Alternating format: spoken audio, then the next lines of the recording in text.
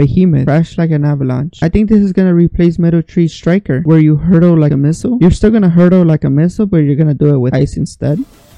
It looks like it. Where did that come from? What is that? Is that from the Titan Super or something?